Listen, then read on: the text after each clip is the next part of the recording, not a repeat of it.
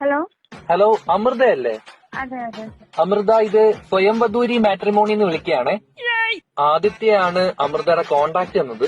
ആ ആ അപ്പോ ആ ഡീറ്റെയിൽ ഒന്ന് ചോദിച്ചറിയാൻ വേണ്ടി വിളിച്ചതാണ്. ഓക്കെ.